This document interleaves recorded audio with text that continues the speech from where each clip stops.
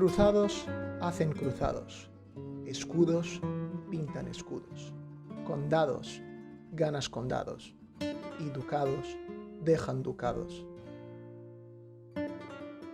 The Reconquista was the nearly 800-year-long struggle between Christians and Muslims for the domain of the Iberian Peninsula. Slowly and steadily, the Christian kings marched south, a march fueled by blood, tears, and silver. Today, we're going to have a look at some of the coins of the period and see how their evolution throughout time illustrates the slow forging of the state we know today as Spain.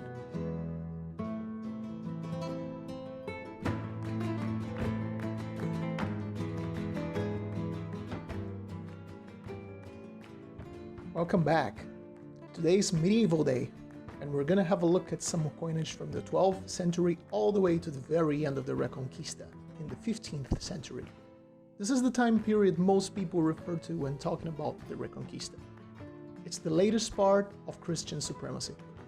And if you are interested in Spanish coinage, also the easiest one to collect, as minting numbers really picked up by that time to pay for the troops and to generate hard cash for the booming economy. As with the rest of the European states at the period, the main circulating currency was a kind of silver penny, or in this case, the dinero. They all range from about 20 to 16 millimeters in diameter and weighed around 1 gram of very poor silver. The Spanish monarchs had a really tough time getting access to silver, while at the same time needing to spend a lot of that silver on a fairly militarized society, which means coinage was constantly being debased to allow for more coins to be minted. Let's start with our first coin. This is from Alfonso VIII of Castile. It's a dinero. It has only 12.5% silver, minted in the city of Toledo from the years 1158 to 1170. It features Alfonso's bust with the legend Anfus Rex, King Alfonso, and on the reverse it has the mint city, Toledo, with a cross and 2 little stars. What fascinates me is the fact that this coin was circulating during the time of the Battle of Las Navas de Tolosa.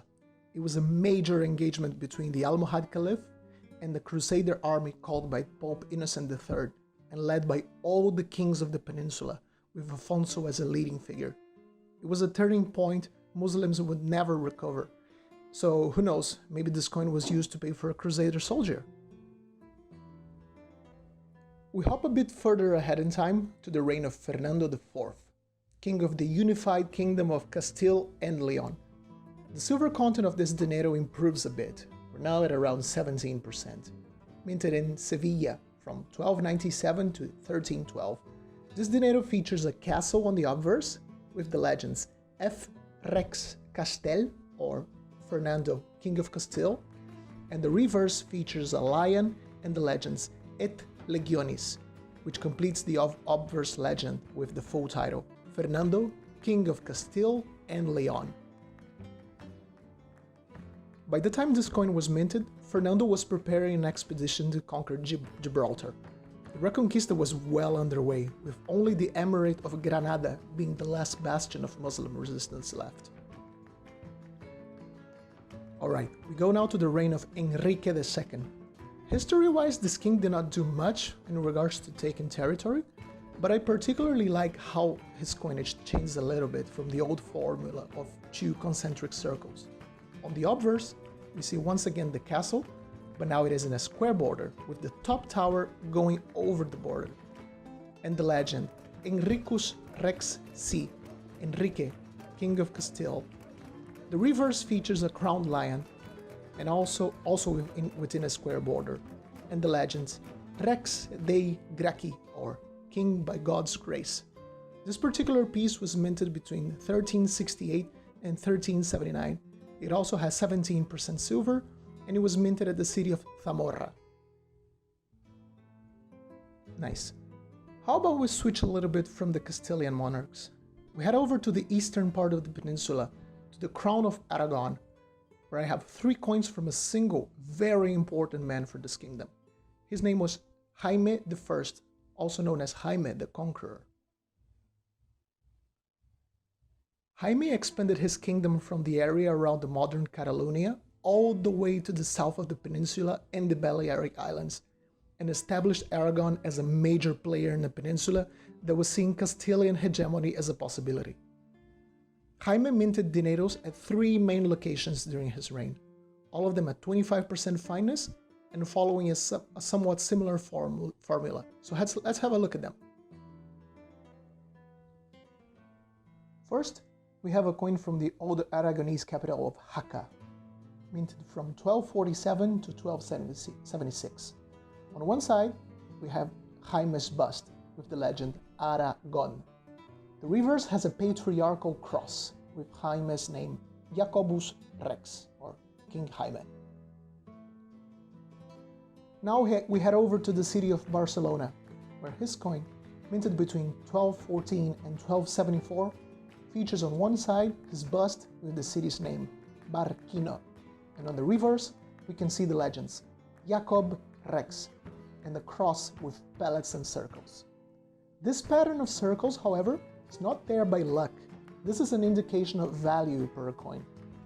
As Jaime embarked on his military expeditions, he tried debasing the coin that was 4 parts in 12 silver to just 2 parts per 12. The merchants at Barcelona did not accept this new coinage at all, and Jaime had to compromise with only 3 parts per silver. So the 3 dots on the reverse represent, as by his promise, 3 parts of silver per coin, and the coin itself is represented by the voided circle. His last coin comes from his greatest conquest by far, the great city of Valencia. Being a very rich city at Muslim times, Jaime quickly had to arrange for a new Christian coinage to be established, so everyone could see his new face and he could take the benefits of another minting city. It features Jaime's bust on the obverse with the legends Jacobus Rex, and the reverse features a 3 with a cross at the top and the legends Valenquie. This one was minted between 1247 and 1276. But what about the other side of the battlefield? It feels this overview wouldn't really be complete without at least some quick pass over a couple of Islamic coins. The Islamic faith forbid what is called idolatry, which is the depiction of any symbol, image, or drawing of any living person or any divine entities. Therefore, their coins would show just calligraphy. But that doesn't mean they're bland at all. This is a dirham from around the time of the conquest of Al-Andalus, so from the 8th century. Although this particular coin is not from Spain itself, the Muslim world had its standardized coinage at that time. So even if inscriptions changed, coins were pretty much the same all around the Muslim world. And a merchant in, let's say, Cordoba would be very happy to accept this coin, minted all the way back in modern-day Tunisia. While the Christian kingdoms were handling small debased silver pieces of around 1 gram, we come across this very impressive 3 grams piece of very pure silver. This coin is witness to the prosperity of the Muslim world in the Middle Ages, and although they eventually lost the Reconquista, it shows how well developed their society was. Now let's have a look at this other coin, which is from the Iberian Peninsula. It is a dirham from the Almohad Caliphate, minted from 1121 to 1269. Curious little square piece of very fine silver. So this coin was minted around the same time as the very first coin I've shown you from Alfonso VIII. But once again, much richer coin compared to the 12.5% coin of 1 gram from the Christians. How many dineros could we get from this one single coin? Probably a whole lot of them. It features on the obverse the inscription, "No God except Allah.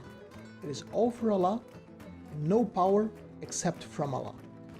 The reverse says, "Allah is our Lord, Muhammad is his messenger, and the Prophet is upon us." And finally, in 1492, the now married monarchs, Isabel of Castile and Fernando II of Aragon, take the kingdom of Granada, wiping out the very last Muslim bastion in the Iberian Peninsula, and unite both crowns into what will be called Hispaniarum Rex, or the Kingdom of Spain.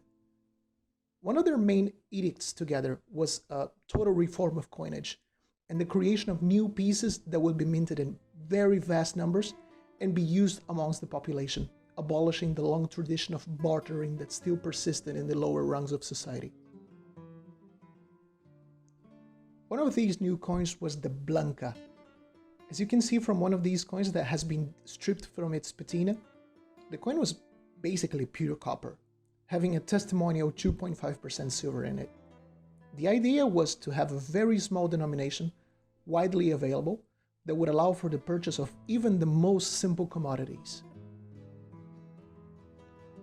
So low was its value, in fact, that up to this day, a Blanca is a term used in Spanish when referring to something of low value, as in, estoy sin Blanca, which means, I don't have any money.